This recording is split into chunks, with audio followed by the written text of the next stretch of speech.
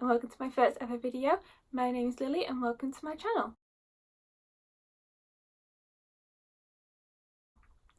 So today I'm going to be talking about my TBR for July, and I'm going to be taking part in the Book Junkie Trials.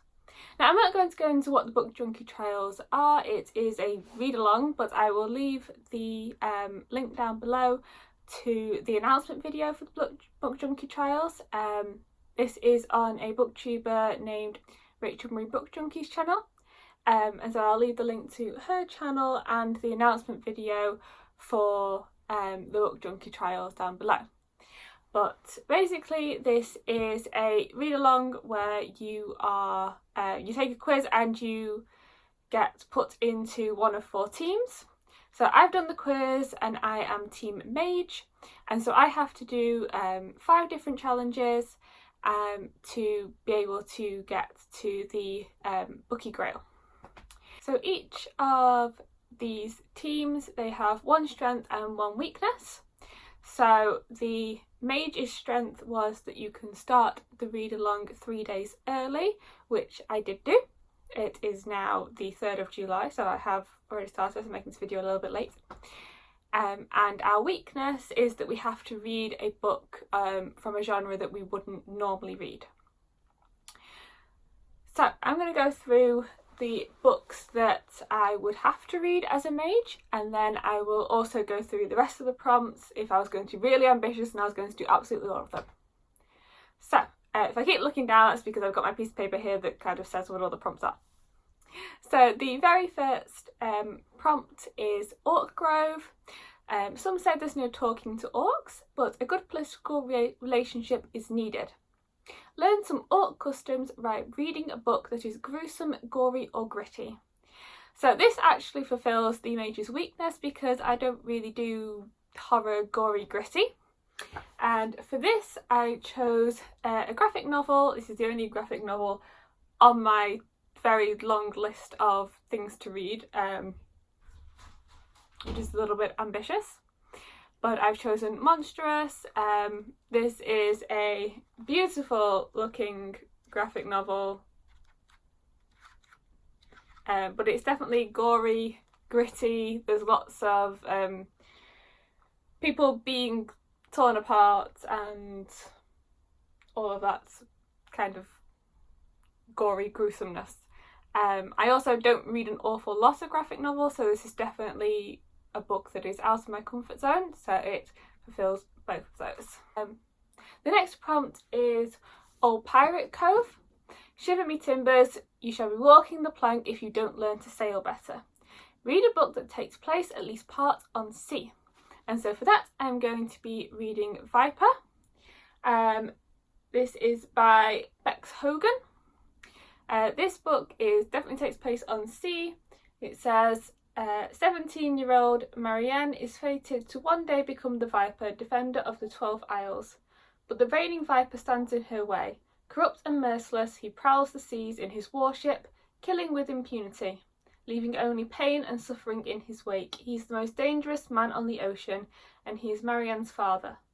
She was born to protect the Isles, but can she fight for them if it means losing her family, her home, the boys she loves, and perhaps even her life? So this very beautiful book, you see it's shining, shimmering, is from a Fairy Loot box. I do get the Fairy Loot boxes, and yeah, this is the book that I'm going to be reading for Old Pirate Cove. The next prompt is Glimmer. The Isle is alight with gems and crystals, one of the most picturesque spots in all the High Queendom. Make sure you fit in with a beautiful or colourful books. And for that, I'm going to be reading a book that has been on my TBR since it came out, and that is King of Scars by Leigh Bardugo. I love Leigh Bardugo. Apart from J.K. Rowling, she is my absolute favourite author, and I think that even without the dust jacket on, this book is gorgeous. I've got some little thing on there, I don't really know what it is. But with or without the dust jacket, this book is definitely glimmering and gorgeous and beautiful and fulfills that prompt, and I cannot wait to get to this. If you don't know what this is about, you definitely do need to read the other books in the series first. So it's the Grishaverse and Six of Crows duology, but this book follows the story of Nikolai, I think Nina, and Zuya also in this book. Can't wait to get to it. It takes place after the events of Crooked Kingdom, and so I'm really looking forward to this. Unfortunately, it doesn't have Kaz or Inej in it, which is really sad, but I'm hoping for more Kaz and Inej in the future because they're my two favourite characters. The last book on this list, apart from the Bookie Holy Grail, is Draconic Isle. Oh my, the island is swarming with wyverns and dragons. Brush up on your draconic knowledge with a book that features dragons. And for this, I have gone with Harry Potter and the Philosopher's Stone, Sorcerer's Stone if you're not in the UK. Although it doesn't very heavily feature dragons, it does have a dragon in it. It has Norbert the Norwegian Ridgeback. It's a nice short one to get me through. I have actually read this one already because we started a few days early. So that is already one book off my list. If you don't know what Harry Potter is about, where have you been? What have you been doing? Harry Potter. If you haven't read it, read it. Just read it. So apart from that, the only book that I have to read is the Bookie Grail. This is a book that everybody has to read. Here you'll find a lost manuscript delivered on this forgotten island by a fallen star. Read the group book Stardust by Neil Gaiman. So I don't actually own that book, so I will have to actually get that book unless I can find it on Scribd. I don't think it's available in the UK though. We'll see. But that's the only other book that I have to read. If I can figure out how to insert pictures, then I will insert a picture of it. But I don't know if I can do that. This is my first video, you guys. You will just have to bear with me. Okay, so if I manage to get through all of those, which fingers crossed shouldn't be all that much of a problem, I will start on the rest of the prompts. So the rest of the prompts, which I wouldn't have to do, they would just be extras. The very first one is Crimson Peaks. These peaks are about to blow. Reread a favourite to soothe them into dormancy. And so for that one, I'm going to reread City of Bones by Cassandra Clare. I read the Shadowhunter series a very long time ago, and I would like to reread the entire series. I have some problems with the series, but Magnus and Alec are my babies and I love them. They make this series amazing. I wasn't a massive fan of Jace or Clary as main characters, but the rest of the characters I loved, and this is the 10th anniversary edition, so it is beautiful and it has some amazing art in the covers, in the front cover. So yeah, really looking forward to that, to rereading this one. The next prompt is Queendom Stones.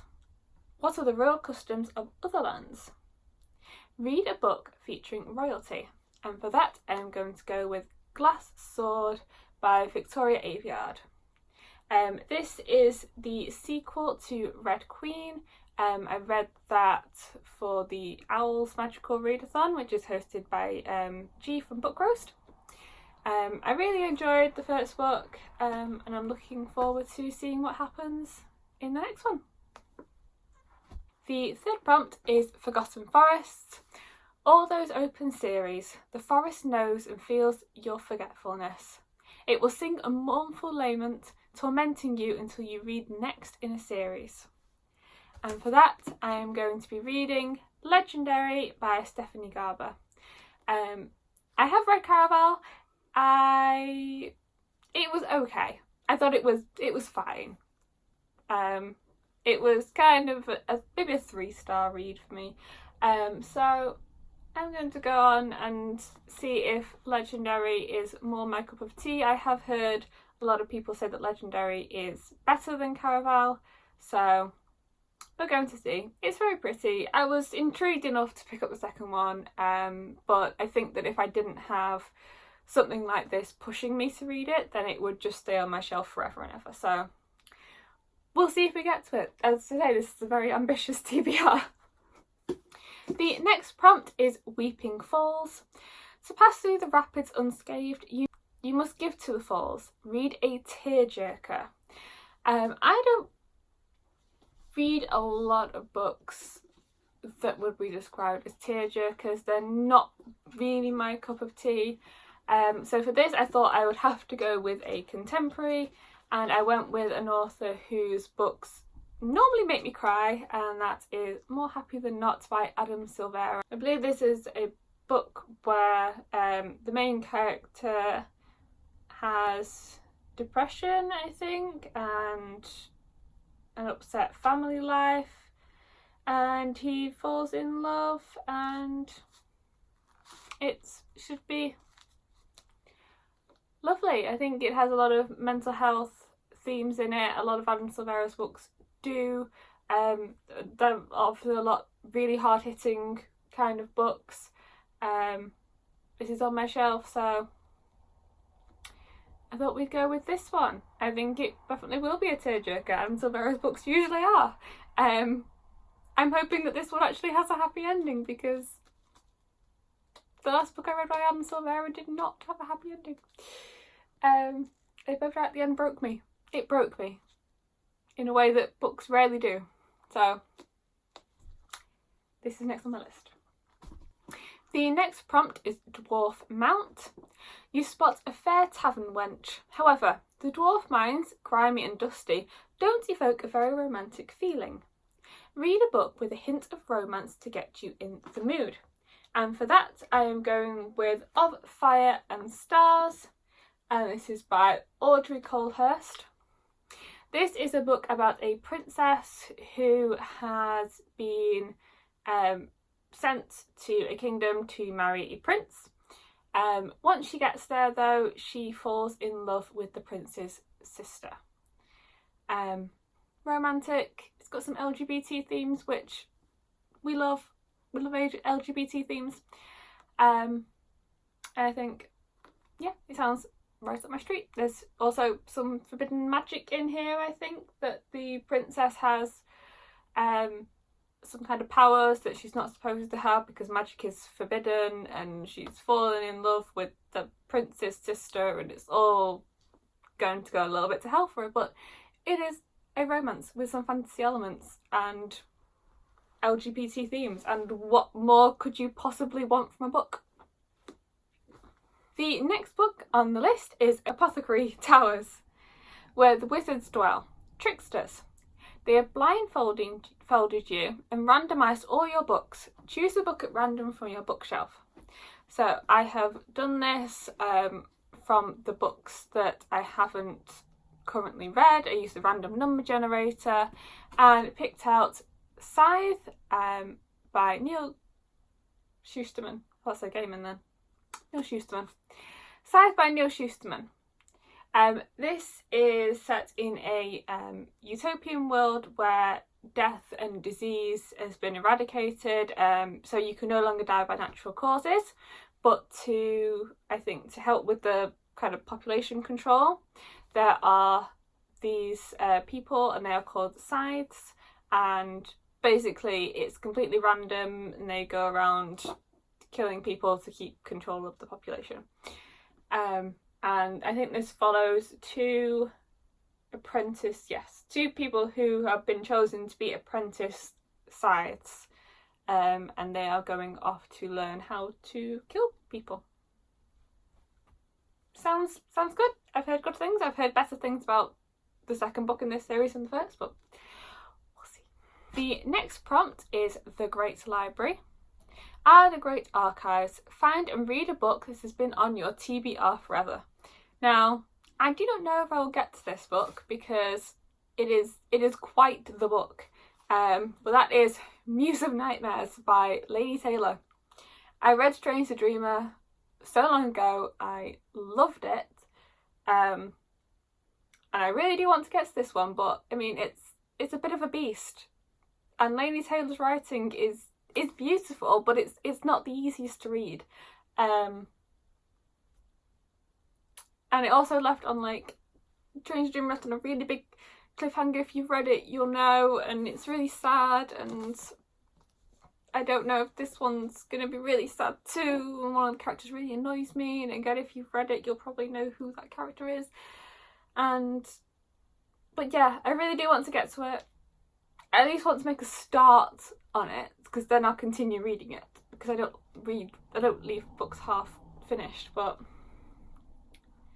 yeah, I'm hoping that I can get to this one at some point soon. We'll see.